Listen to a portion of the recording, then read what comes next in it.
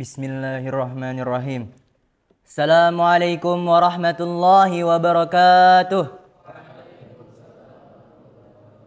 Qala al-Imam Ibnul Qayyim rahimahullah fi 'Uddatis Sabirin, kana al-Hasan al-Basri rahimahullah idza ibtada hadisahu yaqulu Allahumma rabbana lakal hamdu bima khalaqtana wa razaqtana wa hadaitana wa anqaztana wa farrajta 'anna lakal hamdu bil iman wa lakal hamdu bil islam wa lakal hamdu bil Qur'an wa lakal hamdu bil ahli wal mali wal mu'afah kabbat aduwana wa basatta rizqana wa azharta amnana wa jama'ta furqatana wa ahsanta mu'afatina wa min kulli ma sa'alnaka rabbana a'taitana falakal hamdu ala dhalika hamdan katsiran lakal hamdu bi kulli ni'matin an'amta biha alaina fi qarimin aw hadisin aw sirrin aw alaniyatin aw khassatin aw 'ammatin aw syahidin aw ghaibin aw hayyin lakal hamdu hatta tarda walakal hamdu idza radita wa sallallahu ala sayyidina Muhammadin nabiyil ummi wa ala alihi wa sahbihi wasallam.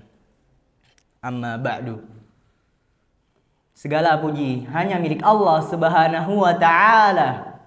Sebagaimana yang dikatakan oleh Imam Ibnul Qayyim ketika Hasan Al-Basri sebelum memulai percakapannya, bahwasannya pujian-pujian itu hanyalah milik Allah Subhanahu wa taala yang telah memberikan kita banyak sekali nikmat, banyak sekali karunia-Nya yang kita dapatkan dari Allah Subhanahu wa taala. Kita bisa melihat, kita bisa mendengar, kita bisa duduk di sini, kita bisa belajar di sini karena nikmat-nikmatnya yang begitu luas yang telah kita dapatkan. Itu adalah sesuatu yang mahal, pemberian dari Allah Subhanahu wa taala yang maha kaya. Salawat dan salam marilah kita curahkan kepada baginda Nabi kita, Nabi Muhammad sallallahu alaihi wasallam. Ia yang telah memperjuangkan agama kita, agama Islam, dari yang sebelumnya hanya berada di kota Mekah sampai bisa ada di Indonesia. Beliau telah benar-benar berjasa bagi agama ini. Beliau adalah Habibullah, kekasihnya Allah Subhanahu wa taala. Maka sepantasnya kita sebagaimana di dalam firman Allah Subhanahu wa taala, innallaha wa malaikatahu yusalluna 'alan nabi ya ayyuhalladzina amanu sallu 'alaihi wa sallimu taslima. Sesungguhnya Allah dan para malaikat bersalawat kepada Nabi. Dan wahai orang-orang beriman, bersalawatlah juga kalian kepada Nabi Muhammad sallallahu alaihi wasallam. Pentingnya kita mengetahui apa itu tujuan hidup manusia. Sebagaimana dalam firman Allah Subhanahu wa taala, "Wa idz qala rabbuka lil malaikati inni ja'ilun fil ardi khalifah qalu ataj'alu fiha may yufsidu fiha wa yasfikud dima'a wa nahnu nusabbihu bihamdika wa nuqaddisu lak qala inni a'lamu ma la ta'lamun." Di dalam ayat ini Allah Subhanahu wa taala hendak menjadikan seorang khalifah di muka bumi. Lalu ketika Allah berfirman, berkata kepada para malaikat, malaikat pun memiliki rasa iri. Malaikat ingin juga menjadi khalifah di muka bumi ini. Tetapi Allah tidak berkehendak. Allah lebih berkehendak kepada manusia-manusia yang akan menjadi khalifah di muka bumi ini. Tetapi benar apa yang dikatakan para malaikat di dalam ayat ini. Faktanya sekarang terjadi banyak kerusakan, banyak kehancuran, banyak pertumpahan darah terjadi.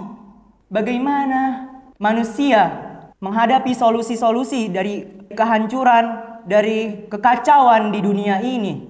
Jika kalian memperhatikan di dalam Al-Quran, diksi Al-Insan itu berbau kebanyakan cenderung kepada perbuatan-perbuatan yang rusak, kepada perbuatan-perbuatan yang buruk.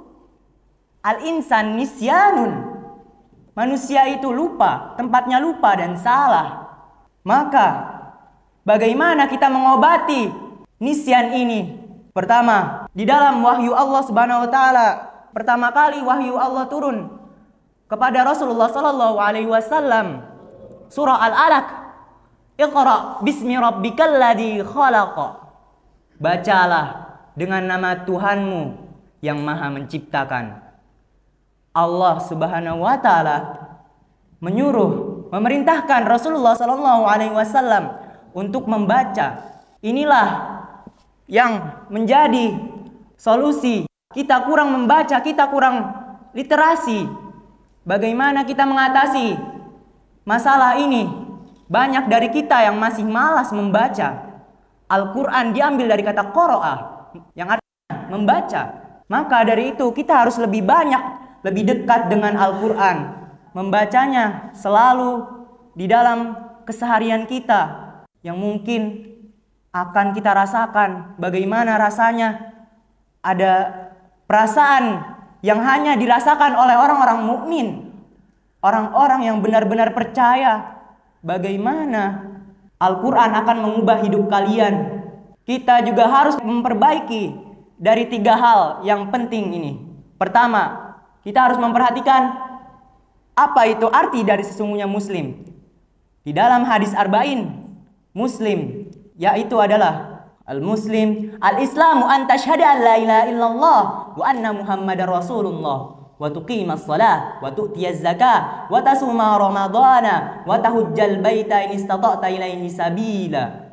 Ada 5 perkara penting yang mungkin kita masih bodoh, masih jahil, masih kurang memperhatikan keislaman kita. Apakah kita sudah benar syahadatnya? Apakah kita sudah benar-benar mempercayai?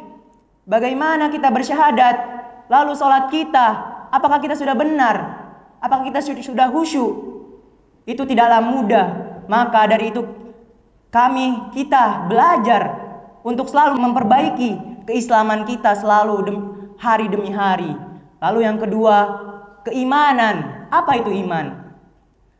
Al-iman an tu'mina billahi wa malaikatihi wa kutubihi wa rusulihi wa tu'mina bil qadri khairihi wa syarrihi. Bagaimana kita beriman kepada Allah? Bagaimana kita beriman kepada para malaikat?